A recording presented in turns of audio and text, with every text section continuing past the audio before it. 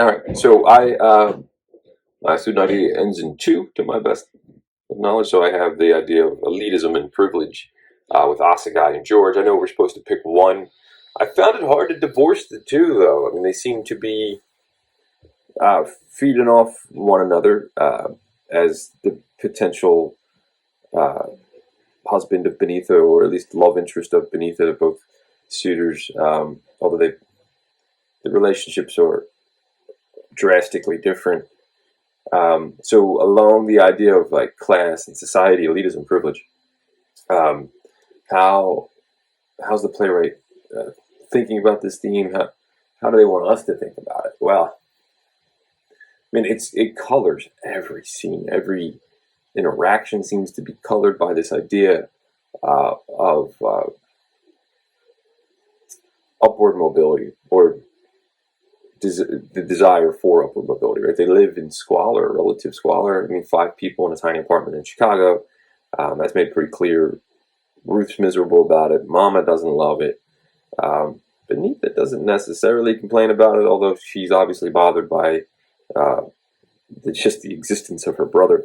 Um, and then this $10,000 check, and they're all so excited. It's all such excited anticipation with this $10,000 check, which represents, I suppose, a better life, right? I mean, they can use this money. Walter and his money wants to get rich quick, right? He wants to use it in some crazy scheme. Mama and Ruth are a little bit more moderate in their approach. They want a nice house where they can kind of have a foundation and live comfortably. And Benita has like this long held desire and kind of lofty goal of becoming a doctor, and using some of that money for her education. So there's this idea of everyone trying to move up through society to have a more comfortable life. I mean, I think that's relatable to almost anybody. It's specific to Asagai and George. I mean, George has already accomplished this, this desired goal of being rich. I mean, in a very American fashion, it's completely unearned. He just inherited this life. He's college age. He's beneath his age. And he represents an easy path out, which Benita wants no part of. And then, despite, just revisiting that, despite Ruth and Mama kind of needling her towards, this kid's handsome, is well off, he can give you a good life, blah, blah, blah. He's pompous. He's rude to Ruth. He's rude to Walter. He's disrespectful to Benita. And then Asagai, the other side of that coin, he kind of represents this. He's an intellectual, right? But he's from Africa, so he's likely not a man of great means. But he's intellectual. He's handsome. He's polite.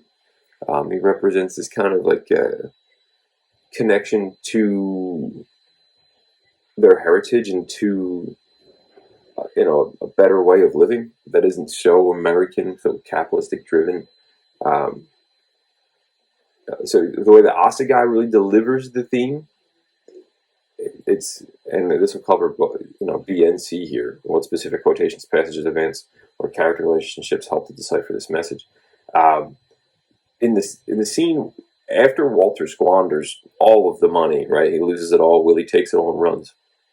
Benita's downtrodden, right? She's given up her goal of becoming a doctor. She's seemingly abandoning all hope for humanity, right? She says that the ills of, I'm paraphrasing, the ills of humanity are not skin deep. They're not, you can't cure humans with medical intervention. What is ailing humanity is much deeper than that. And that, I know this play was written a very long time ago. It's still a very powerful and relatable moment. And then Asagai comes in. I mean, George is out of the picture at this point, right? Asagai comes in, and he quite astutely kind of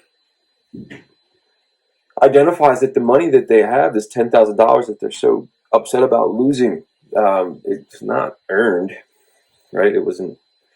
Her father died. And that's sad that it takes that to incur some financial windfall, and that is not success. Um, success is bigger than that. It's bigger than this capitalist race for acquiring goods. And Assegai kind of represents this this hope that, if you keep working and bettering yourself, that you'll get value from that in itself. That's at least that's my interpretation of it, right? That's why I like the character so much. It doesn't seem that over ambition is necessarily his goal, and I don't know that it was beneath his either. But in that moment, she's awfully upset about money. Yeah, again, George is pretty much out of the picture by that point, having stormed off in a little bit of a hissy fit. As Benitha kind of challenged him a bit, and that kind of also is telling, right? Like elitism and privilege is like this fleeting idea, right? It's not enough, right? Like there's over ambition, there's this constant acquisition of goods. It's not enough. Assegai represents a more real connection to value, to virtue, and that might be the philosophy class bleeding over a bit. I loved it. I loved the play. I thought it was beautiful. I actually read it when you first released it, and then kind of delved into it again via audiobook. One of the audiobooks you posted. Well, it sounded like it was technically an audiobook, but I used it as an audiobook. Just beautiful.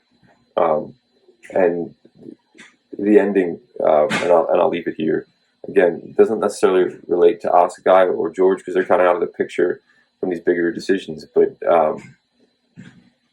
despite the lack of money, they still determine that they're going to proudly move up through society on their own volition, which is really important. And kind of finding value and strength to push forward, despite not having the easy way forward with that money. Have a great day.